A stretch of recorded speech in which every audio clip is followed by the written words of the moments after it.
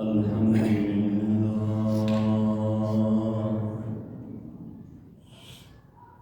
الحمد لله وكفى والصلاة والسلام على سيد الرسل والصلاة والسلام على سيد الرسل وخاتم الأنبياء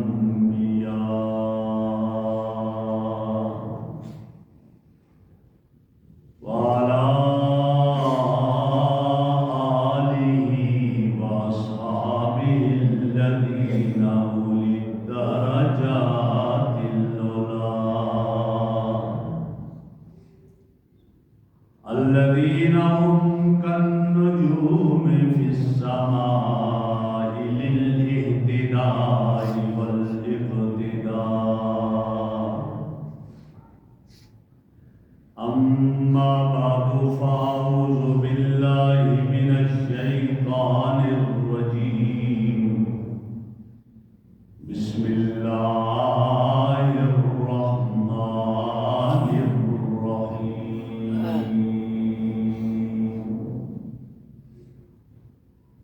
فأما من أعطى واتقى وصدق بالحسنى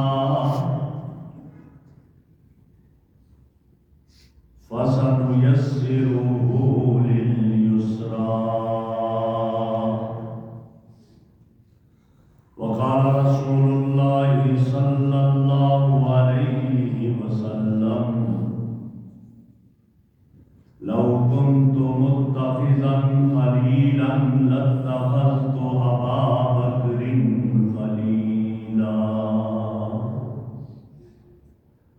صدق الله مولانا العظيم وصدق رسوله النبي الكريم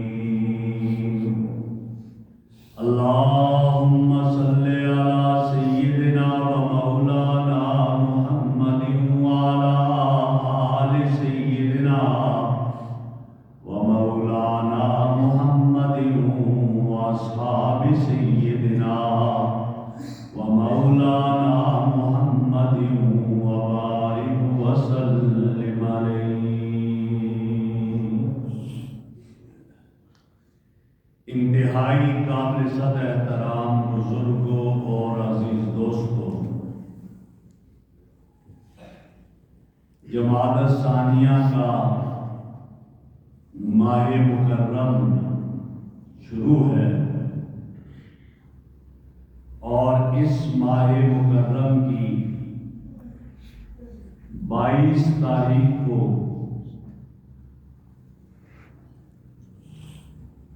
خلیفہ اول بلا فصل خسر پیغمبر سیدنا صدیق اکبر رضی اللہ تعالیٰ عنہ کا وصال ہوا اور وفات ہوئی. اس وجہ سے یہ مناسب سمجھا کہ سیدنا صدیق اکبر رضی اللہ تعالیٰ عنہ کے فضائل اور مناقب،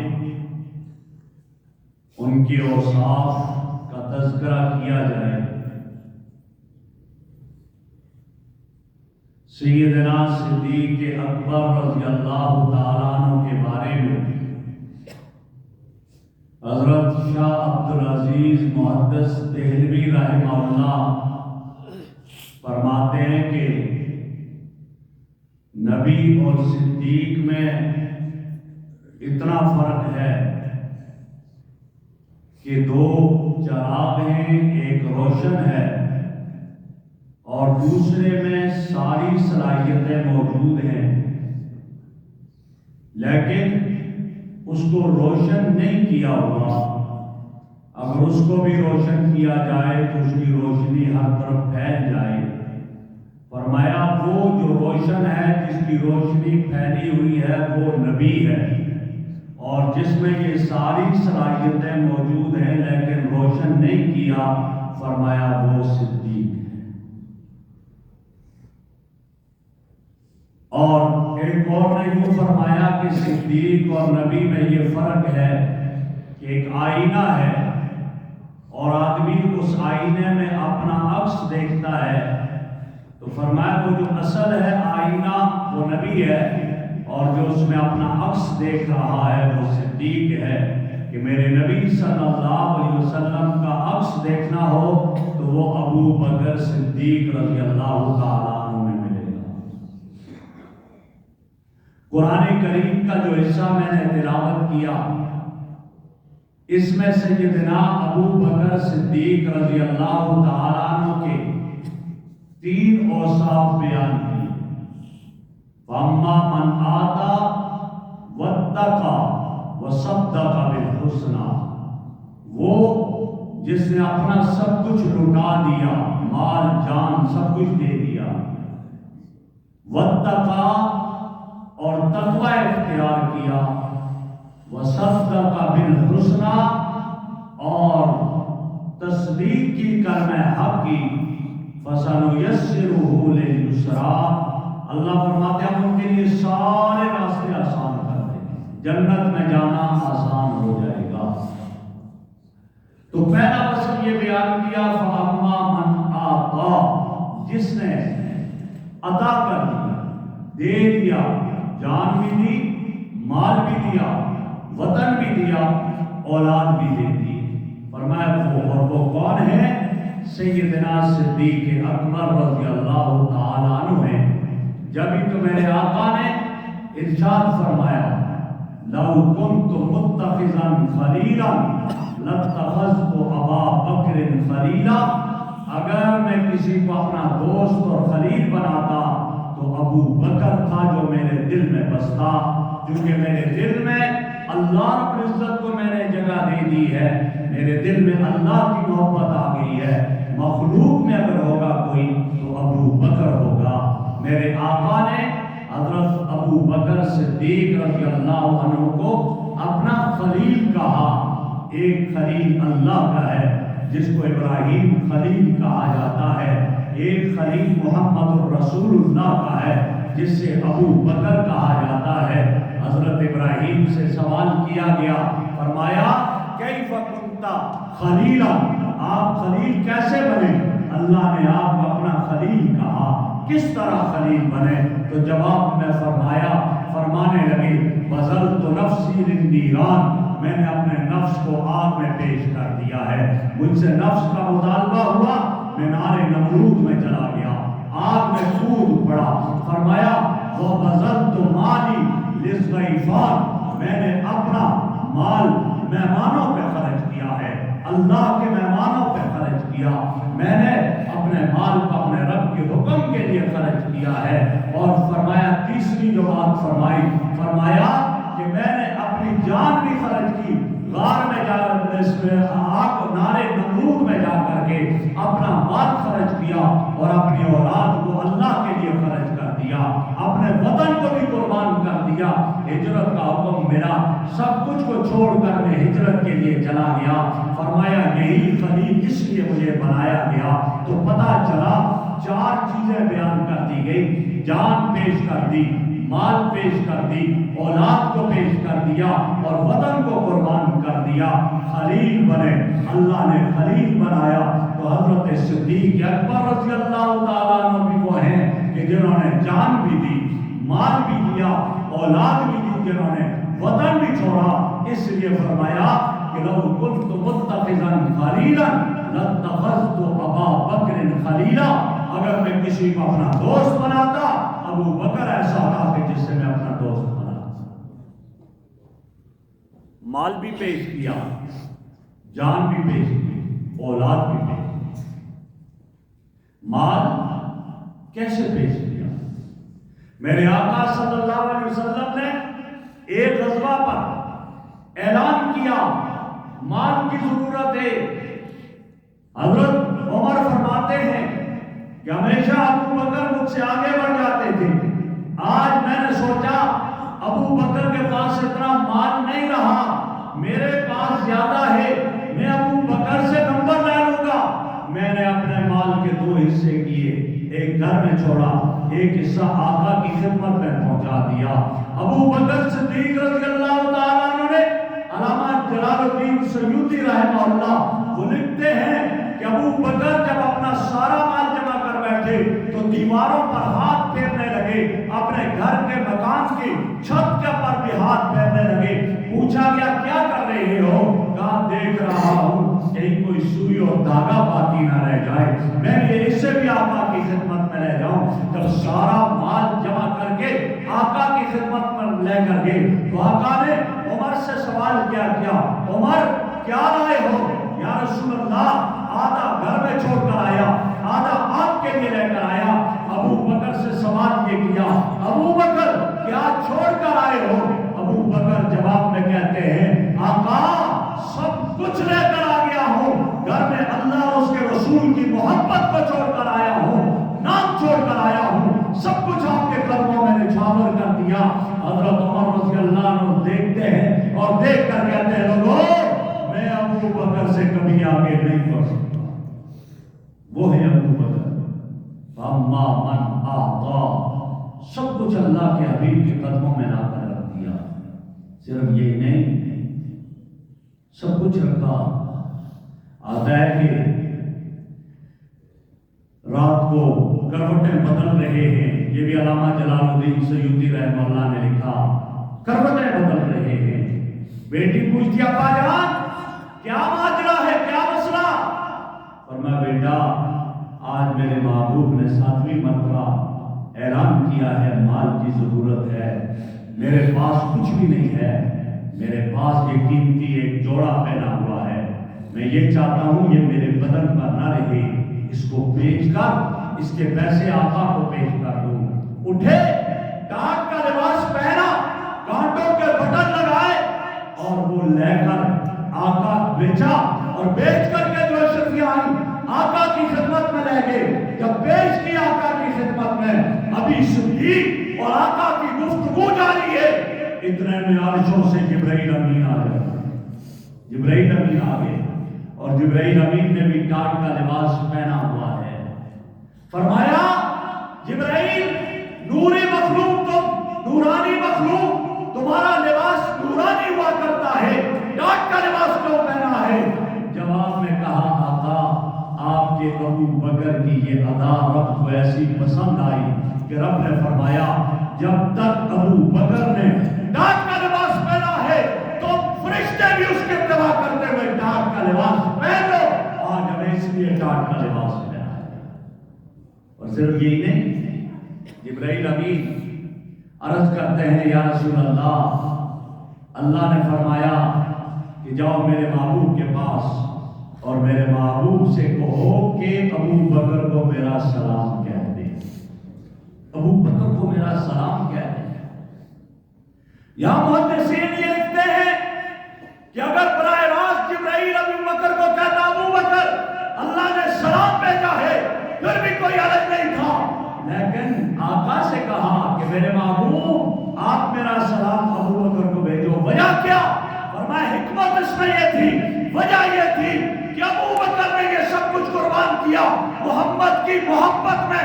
اللہ بتانا چاہ رہے تھے ابو بکر تجھے اگر یہ مقام ملا تو میرے محبوب کے صدقے میں ملا۔ آپ فرماتے ہیں صلی اللہ علیہ وسلم ابو بکر آپ کو رب کا سلام آیا ہے، غور کرو، سلام ابو بکر کو آیا ہے۔ انبیاء کے بعد کائنات میں 2 ہی شخصیات ہیں جن کو رب کا سلام آیا، یا ابو بکر صدیق کو آیا یا ابو بکر صدیق کی بیٹی حضرت عائشہ کو آیا رضی اللہ عنہ، ان کو سلام آیا حضرت۔ اور پھر اگلا کیا جواب؟ فرمایا میرے محبوب ابو بکر کو میرا سلام کہہ دو اور اس سے یہ بھی ذرا پوچھ لو کہ یہ ٹاٹ کا لباس پہن کر مجھ سے راضی ہے کہ نہیں ہے۔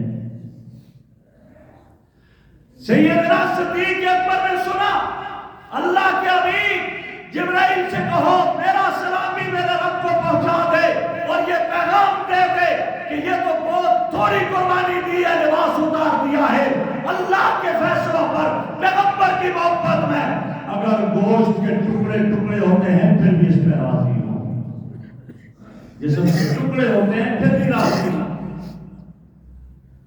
ابو بکر صدیق اس پر اترائے نہیں، فخر نہیں کیا کہ مجھے تو سلام آ گیا۔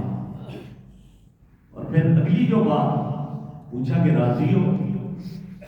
آپ کو یہ معلوم ہونا چاہیے یہ صرف ابو بکر کو دنیا میں پوچھا گیا، انبیاء کے بعد کی میں بات کر رہا ہوں، یہ تو جنتیوں کو پوچھا جائے گا۔ حدیث میں آتا ہے جنتی جب جنت میں ہوں گے، ساری نعمتیں مل گئی، اب اللہ اپنا دیدار کرائیں گے۔ جب اللہ دیدار کرائیں گے، جنتی رب کو دیکھ رہے ہوں گے، اس وقت میرے رب سوال کریں گے الرضی تو جنتیوں مجھ سے راضی ہو؟ جنتی جواب میں کیا کہیں گے؟ مالنا لا نرضى یا ربنا، ہمارے رب ہمیں کیا ہو گیا ہم آپ سے راضی نہ ہو؟ آپ نے تو ہمیں سب کچھ دے دیا، جنت کی نعمتیں مل گئی۔ وَلَكُمْ فِيهَا مَا تَشْتَهِي أَنفُسُكُمْ وَلَكُمْ فِيهَا مَا تَدَّعُونَ، جو چاہتے ہیں ملتا ہے، نعمتوں کی کمی نہیں ہے، سب کچھ مل گیا، جو خواہش ہوئی مل گیا، پھر کیوں نہ راضی ہو؟ آخری بات تو یہ کہ آپ نے دیدار بھی اپنا کروا دیا، اب کیوں نہ راضی ہو؟ اللہ فرمائیں گے نا، ایک چیز ہے جو ابھی تک تمہیں نہیں ملی، یا اللہ کو کیا جو ابھی تک نہیں ملا، سب کچھ مل گیا۔ اللہ فرمائیں گے احلت لکم رضوانی فلا اسخط علیکم ابدا، میں تم سے راضی ہو گیا، کبھی ناراض نہیں ہوگا۔ جب اللہ یہ فرمائیں گے اس وقت جنتی کہیں گے اللہ جنت کی بہاروں میں وہ مزہ نہیں ہے جو اس کچھ کبھی میں مزہ آتی ہے۔ وہاں جنتیوں سے پوچھا جائے گا راضی ہو، اور دنیا میں اللہ صدیق اکبر سے پوچھ رہے ہیں میرے ابو بکر مجھ سے راضی ہو؟ تو دنیا میں پوچھا تو یہ جنتی ہیں، فرمایا فاما من آتا مال عطا کر دیا، جسم دے دیا، مال دے دیا، باری آئی بدن کی وہ بھی پیش کر دیا۔ کب؟ غار ثور، غار ثور میں پیش کر دیا۔ جی ابراہیم خلیل بنا نار نمرود میں جا کر، ابو بکر خلیل بنا غار ثور میں جا کر۔ قرآن میں نار کا بھی ذکر ہے، قرآن میں غار کا بھی ذکر ہے، دونوں کا تذکرہ قرآن میں ہے، لیکن ایک بات ذہن میں رہے، اس نار نمرود میں باہر حالات خراب تھے، ابراہیم جب آگ میں چلا گیا قلنا یا نار کونی بردن و سلاما علی ابراہیم، وہ آگ تو ابراہیم پر گلزار بن گئی۔ لیکن اس غار ثور میں باہر بھی حالات خراب ہے، باہر کافر پیچھے پڑے ہوئے ہیں، پیچھا کر رہے ہیں، اوپر سے دیکھ رہے ہیں، اور غار کے اندر بھی حالات خراب ہے کہ کالا ناگ ابو بکر کے قدموں کو ڈنگ مار رہا ہے، پھر بھی ابو بکر اس غار میں جان بھی پیش کی۔ اور کیسے پیش کی؟ میرے آقا کے ساتھ نکلے ہجرت کے موقع، سر کی قیمت لگی ہوئی ہے، ساتھ نکلتے ہیں، اور نکلے جب آئے غار ثور کی چڑھائی چڑھنے لگے، میرے آقا کے پاؤں مبارک زخمی، خون بہنے لگا۔ جو گئے ہیں وہ اب بھی دیکھ سکتے ہیں، راستہ بنا ہے، پھر بھی اب کتنا وقت لگتا ہے غار ثور پر چڑھتے ہوئے۔ ابو بکر کہتے ہیں یا رسول اللہ میرے کندھوں پر آ جاؤ۔ ابو بکر تیرے کندھوں پر، کندھوں پہ اٹھا کر غار ثور کی چڑھائی چڑھے اور غار ثور تک پہنچ گئے۔ اندر جانے کی باری آئی، خطرہ ہے، لیکن ابو بکر کہتے ہیں آقا آج آپ پیچھے رہیں گے، پہلے ابو بکر جائے گا۔ غار میں پہلے جاتے ہیں، کیوں؟ خطرہ ہے، اپنی جان کو خطرے میں ڈالا۔ گئے، غار کی صفائی کی، صفائی کرنے کے بعد سوراخوں کو بند کر دیا، ایک رہ گیا، ایڑی اس میں رکھ دی۔ اب یا رسول اللہ تشریف لائیے، اب حالات ٹھیک ہیں، سازگار ہیں۔ میرے آقا اندر تشریف لے گئے، اور آپ جب اندر گئے تو اس غار میں آرام کرنے لگے تو کیا حال تھا؟ آپ کا سر مبارک ابو بکر صدیق کی گود میں تھا۔ امیر شریعت فرمایا کرتے تھے یوں لگ رہا تھا جیسے ابو بکر کی گود رحل ہو اور میرے آقا کا چہرہ مبارک قرآن ہو، ابو بکر اس قرآن کی تلاوت کر رہا ہو وہاں تو اپنی جان بھی پیش کر۔ اور جب سانپ نے دم مارا ڈسا تو ابو بکر کی محبت فطرت کے خلاف تھی، فطرت کے خلاف۔ جملہ میرا ذہن میں رکھنا، فطرت کیا ہے؟ آگ جلانے لگے تو ہم ہاتھ پیچھے کرتے ہیں، یہ فطرت ہے۔ سوراخ میں آپ پاؤں پر رکھو، کوئی ڈنگ مارے آپ ہاتھ پاؤں پیچھے کھینچیں گے، یہ فطرت ہے۔ ابو بکر کے پاؤں پر جب اس کالے ناگ نے ڈنگ مارا تو ابو بکر نے فطرت یہ تھی پاؤں پیچھے کھینچ رہے تھے، پاؤں نہیں کھینچا بلکہ پاؤں اور آگے کر۔ یہ محبت تھی، فطرت پر محبت غالب آ گئی، فطرت پر محبت غالب تھی۔ یہ ابو بکر ہی تھا کہ جس کی فطرت پر بھی محبت غالب تھی۔ یا کہا کہ نہیں میں اس کو باہر نہیں نکلنے دوں گا، میرے محبوب کو ڈنگ نہ مار، جان پیش کر۔ اسی لیے تو ابو بکر صدیق کہا کرتے تھے، میرے آقا نے ایک مرتبہ صحابہ بیٹھے ہوئے ہیں، آپ بھی ہیں، آپ نے 3 پسندیدہ چیزوں کا ذکر کیا۔ آپ کے بعد صدیق اکبر کہتے ہیں صدقت یا رسول اللہ حبب الی من الدنیا ثلاث، میرے آقا آپ نے سچ فرمایا، مجھے بھی پوری کائنات میں 3 چیزیں بڑی پسند ہے۔ وہ کیا تھی 3 چیزیں؟ ایک فرمایا النظر الی وجہ رسول اللہ، آقا مجھے کائنات میں سب سے زیادہ پسند یہ ہے آپ کا چہرہ ہو، میری نظریں ہوں، کوئی اور اس میں شریک نہ ہو۔ اور میرے رب نے اس کو پورا کیا اس غار ثور میں کہ آقا کا چہرہ تھا، ابو بکر کی نظریں تھی، اور 3 راتیں ابو بکر نے رچ کر دیکھ لیا اپنے محبوب کے چہرے کو، دیدار کر لیا، کوئی اور اس میں شریک نہیں ہو سکا ہے۔ یہ دیدار تھا۔ جب بھی حضرت عمر کہا کرتے تھے ابو بکر 3 نہیں، اپنی ہجرت کی راتوں میں سے 1 رات مجھے دے دے، میری ساری زندگی کی نیکیاں لے لے، میں سمجھوں گا میں پھر بھی فائدے میں رہا۔ النظر الی وجہ رسول اللہ، آپ کا چہرہ ہو، میری نظریں ہوں، میں آپ کو دیکھتا رہوں، یہ پسند۔ اور دوسری پسند کیا تھی؟ دوسری پسند فرمایا ان تکون بنتی تحت رسول اللہ، میری بیٹی آپ کے نکاح میں ہو، میری بیٹی آپ کے نکاح میں ہو، مجھے آپ کا سسر کہا جائے، آپ کو میرا داماد کہا جائے، مجھے یہ پسند ہے۔ اور پھر ایسا ہی ہوا کہ آپ کا نکاح حضرت عائشہ سے ہوا رضی اللہ تعالیٰ عنہا سے، اور میرے آقا نے فرمایا ابو بکر مہر کیا ہے بتاؤ؟ تو ابو بکر کا جواب تھا حضرت بیٹی بھی اپنی دوں گا آپ کو، مہر بھی میں خود ادا کروں گا، مہر بھی خود ادا۔ اور تیسری پسند کیا تھی؟ انفاق مالی علی رسول اللہ، اللہ کے حبیب میرا مال آپ پر خرچ ہو جائے، مجھے یہ پسند ہے۔ تو ہجرت کے موقع پر جب نکلے تھے ساری اشرفیاں اکٹھی کر کے رہ گئے، پیچھے باپ ابو قحافہ بیٹھا ہوا ہے، بیٹیاں بیٹھی ہوئی ہیں، باپ ابھی ایمان نہیں لایا تھا، ابو بکر سب کچھ لے گیا، تو بیٹیوں نے اپنے دادا کو کیا بتایا؟ تھیلے میں کنکریاں ڈال کر، وہ نابینا تھے، کہا ابا جان کیوں پریشان ہو، ہمارے لیے تو ہمارا منہ چھوڑ کر گیا، سارا مال خرچ کر دیا۔ فاما من آتا، دے دیا۔ خلیل جب ہی بنے جان بھی پیش کر دی، اولاد بھی پیش کر دی، مال بھی پیش کر دیا، اور مکہ کو چھوڑ کر ہجرت بھی کر دی۔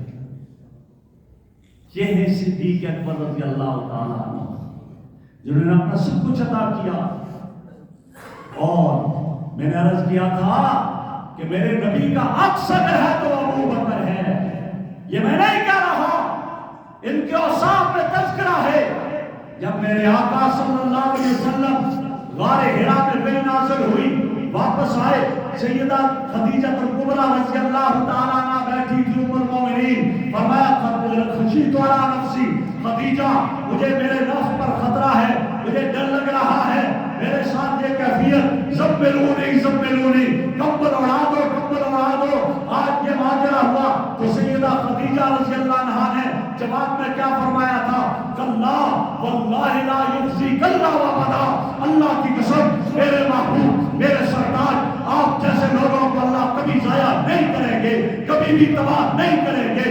انک لتصل الرحم، آپ صلہ رحمی کرنے والے ہیں، قطر ضعیف مہمان نواز ہیں، تحمل الکل بوجھ کے نیچے دبے ہوئے لوگوں کا بوجھ اٹھانے والے ہیں، یتیموں کے ملجا اور بابا ہیں، تعین علی نوائب الحق، حق کے معاملات میں لوگوں کی باتیں کرنے والے، لوگوں کا تعاون کرنے والے، لوگوں سے محبت کرنے والے ہیں۔ جس میں یہ اوصاف پائے جائیں اللہ اس کو ضائع نہیں کرتے ہیں۔ اور اسی عکس کو دیکھنا ہے ابو بکر صدیق میں دیکھ لیجیے، سیدنا صدیق اکبر ایک مرتبہ مکہ مکرمہ کو چھوڑ کر جانے لگے، ہجرت کرنے لگے، راستے میں پہنچتے ہیں، کافروں کا سردار ابن دغنہ ملتا ہے، ابن دغنہ پوچھتا ہے ابو بکر کہاں جا رہے ہو؟ مکہ سے نکلتا ہوں، مجھے رہنے نہیں دیتے مکہ والے، پتھر برساتے ہیں، مار پڑتی ہے، ڈانٹتے ہیں، مجھے نہیں شریعت کا کام کرنے دیتے، اسلام کی دعوت نہیں دینے دیتے، یہاں رہنا نہیں چاہتا، رہنا مشکل ہو گیا۔ ابن دغنہ کافروں کا سردار صدیق اکبر کو دیکھ کر کہتا ہے ابو بکر تجھے نہیں جانے دیا جائے گا، انک لتصل الرحم، صلہ رحمی کرنے والے ہیں، قطر ضعیف مہمان نواز ہیں، تصدیق حدیث بات کے سچے ہیں، اور تحمل الکل لوگوں کا بوجھ اٹھانے والے، تعین علی نوائب الحق لوگوں کے حق میں مدد کرنے والے ہیں۔ جس میں یہ اوصاف پائے جائیں اس کو ہم مکہ سے باہر نہیں جانے دیں گے۔ وہ اوصاف جو سیدہ خدیجہ رضی اللہ تعالیٰ عنہا نے میرے محبوب کے ذکر کیے تھے، کافروں کا سردار ابن دغنہ وہی اوصاف صدیق اکبر کے بیان ہے۔ تو میں نے عرض کیا تھا کہ ابو بکر اس آئینے میں وہ عکس ہے، پیغمبر کا عکس ہے، ابو بکر صدیق ہے۔ یا شاہ عبدالعزیز محمد دہلوی کے کہنے کے مطابق کہ ایک چراغ روشن ہے، روشنیان ہے، دوسرے میں ساری صلاحیتیں ہیں، لیکن اس کی روشنی نہیں کی گئی ہے، روشن نہیں کیا گیا۔ اگر اس کو روشن کر دیا جائے تو اس کی روشنی بھی عام ہو جائے۔ یہ ہے صدیق اکبر رضی اللہ عنہ۔ اللہ نے ان اوصاف سے نوازا جنہوں نے اپنا سب کچھ محبوب پہ قربان کر دیا، سب کچھ محبوب پہ قربان کر دیا۔ اور یہاں تک کہ جب اس راستے سے جا رہے تھے، آگے یہ میں موضوع چلاؤں گا آئندہ جمعہ میں انشاءاللہ، تو میں عرض کر رہا ہوں کہ ابو بکر جب جا رہے تھے تو غار سور کی چڑھائیوں پر اٹھایا، اور یہ میں نہیں کہتا، سیدنا علی المرتضیٰ رضی اللہ تعالی عنہ سے کسی نے سوال کیا کہ بہادر کون ہے سب سے زیادہ بہادر؟ تو فرمایا ابو بکر ہے، ابو بکر ہے۔ پوچھا کیسے؟ فرمایا کہ ابو بکر محبوب کو غار سور کی ان بلندیوں پہ لے کر جاتے ہیں، حالانکہ محبوب کا وزن کیا ہے؟ ایک صحابی کہتے ہیں میرے رات پر آپ کا سر مبارک تھا، وہی آئی یوں لگا جیسے میری رات ٹوٹ گئی ہو۔ ایک نبی کو اللہ نے اتنی طاقت اور قوت دی ہوتی ہے، لیکن آج ابو بکر صدیق اس نبی کو اٹھا کر لیتا۔ میں پہلے بھی عرض کر چکا ہوں، آج بھی عرض کرتا ہوں کہ دو ہیں سواری کرنے والے، ایک ابراہیم خلیل اللہ ہے کہ جب بیت اللہ کی تعمیر کر رہے تھے، دیواریں اونچی ہوئی، اللہ اب کیسے یہاں پر ان دیواروں کو اونچا کیسے بنایا جائے؟ تو اللہ نے جنت سے ایک پتھر بھیج دیا، میرے ابراہیم تو اس پتھر پہ کھڑا ہونا، جب اوپر جانا پڑے گا پتھر جائے گا، نیچے اترنا چاہے گا پتھر اترے گا۔ اور حضرت مولانا سرفراز خان صفدر امام اہل سنت، انہوں نے اپنی تفسیر میں یہ حدیث لکھی ہے، گویا آقا نے فرمایا کہ اللہ نے اس جنت کے پتھر کو ابراہیم کے ارادے کے تابع کر دیا تھا۔ ابراہیم کا ارادہ ہوتا اوپر کا پتھر اوپر جاتا، ارادہ ہوتا نیچے آنے کا پتھر نیچے آ جاتا۔ آپ تو لفٹ میں جاتے ہیں نا، بٹن دباتے ہیں تو اوپر جاتا ہے، اوپر اشارہ لگا ہوا ہے، نیچے والے اشارے والے کو دباتے وہ نہیں جائے گا اوپر۔ بات وہ ارادہ کرتے تھے، وہ لفٹ اوپر جا چلی جاتی، ارادہ کرتے ہاتھ لگانے کی ضرورت ہی نہیں، بٹن دبانے کی ضرورت ہی نہیں تھی۔ اور جب بیت اللہ کی تعمیرات مکمل ہوئی، ابراہیم علیہ السلام کے قدموں کے نشان اس پتھر میں پڑ گئے۔ آج بھی جو جاتا ہے حاجی اور عمرہ کرنے والا مقام ابراہیم کو دیکھ کر آتا ہے، ابراہیم کے قدموں کا نشان اس میں ہے، اور وہ شیشے کے درمیان بند ہے وہ پتھر، وہ رکھا ہوا ہے، اس کو مقام ابراہیم کہا جاتا ہے۔ اللہ، اب بیت اللہ کی تعمیر مکمل ہو گئی، اس پتھر کو کہاں رکھ دیا جائے؟ جواب ملا، میرے محبوب نے اس پر سواری کی ہے، آج میں بھی قدردان ہوں، اس کو بیت اللہ کے سامنے نصب کر دو، قیامت تک بیت اللہ اس پتھر کو دیکھتا رہے گا، یہ پتھر خانہ کعبہ کو دیکھتا رہے گا۔ اسی طرح میرے محبوب نے صدیق اکبر کے کندھوں پہ سواری کر دی، غار سور میں پہنچے۔ اللہ، اس کا بدلہ کیا ملے گا ابو بکر کو؟ اس کا بدلہ یہ ہے، جس ابو بکر کے کندھوں پہ میرے مصطفیٰ نے سواری کی ہے، میں مصطفیٰ کے پیروں میں سنا دوں گا، قیامت تک مصطفیٰ ابو بکر کو دیکھتا رہے گا، ابو بکر مصطفیٰ کو دیکھتا رہے گا۔ یہ بدلہ مل گیا۔ یہ ہے سیدنا صدیق اکبر، جو آج بھی جنت میں آرام فرما رہے تھے۔ ما بین بیتی و منبری روضۃ من ریاض الجنہ، میرے آقا کے ساتھ جنت میں ابو بکر و عمر آج بھی آرام کر رہے ہیں۔ یہ ہے سیدنا صدیق اکبر۔ تو پہلا وصف تھا فما من آتا، دے دیا، دینے کے بعد گنا نہیں، شمار نہیں کیا، احسان نہیں جتلایا۔ تو میرے بھائی، ہم بھی اوصاف کو اپنائیں گے، اللہ عزتیں دیں گے۔ اللہ کے دین پر خرچ کیا کرو، اللہ کے گھر میں خرچ کیا کرو، اللہ کے مہمانوں پر، اللہ کے نبی کے مہمانوں پر خرچ کیا کرو، خرچ کر کے گنا نہ کرو، خرچ کر کے حساب مانگا نہ کرو۔ تم نے تو فیصلہ سودا کر لیا ہے، یہ اللہ جانے اور تم جانو۔ اور باقی اگر کوئی اس طرح کر کے وہ دو نمبری کرے گا، وہ جواب دہ اللہ کے سامنے ہوگا، یا وہاں پھر وہ تمہارا ہاتھ ہوگا، اس کا گریبان ہوگا۔ یہ سوچ لیا کرو اور پیچھے باتیں نہ کیا کرو۔ اللہ رب العزت مجھے اور آپ کو عمل کی توفیق عطا فرمائے۔ وآخر دعوانا ان الحمد للہ۔